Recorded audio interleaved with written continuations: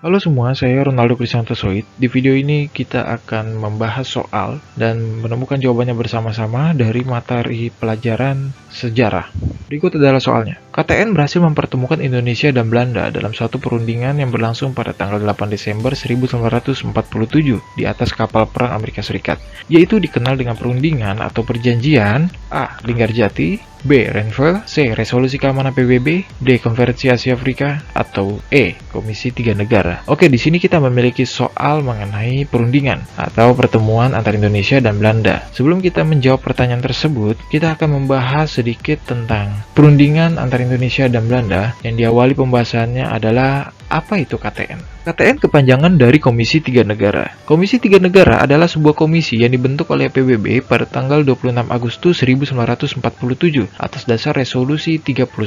Nah, apa itu Resolusi 31?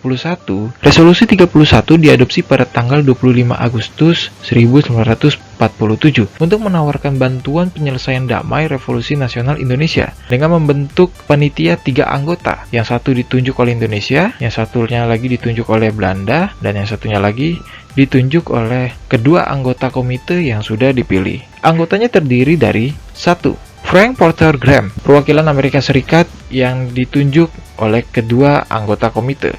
2. Richard C. Kirby, perwakilan Australia yang ditunjuk oleh Indonesia. 3. Paul van Zeeland, perwakilan Belgia yang ditunjuk oleh Belanda. Oke, di mana perjanjian tersebut dilaksanakan? Perjanjian antara Indonesia dan Belanda, seperti yang sudah ada di soal tadi, itu terjadi pada tanggal 8 Desember 1947 sampai 17 Januari 1948 di atas geladak kapal perang Amerika Serikat sebagai tempat netral, yaitu USS Renville yang berlabuh di Jakarta. Nah, di sini kita akan membahas sedikit apa isi dari perjanjian tersebut. Setelah disepakati pada tanggal 17 Januari 1947, perjanjian tersebut memuat beberapa persetujuan. Ada 3 persetujuan, yaitu 1. Belanda hanya mengakui Jawa Tengah, Yogyakarta, dan Sumatera sebagai bagian wilayah Republik Indonesia. 2. Disetujuinya sebuah garis demarkasi yang memisahkan wilayah Indonesia dan daerah pendudukan Belanda. 3. TNI harus ditarik mundur dari daerah-daerah kantongnya di wilayah pendudukan di Jawa Barat dan Jawa Timur.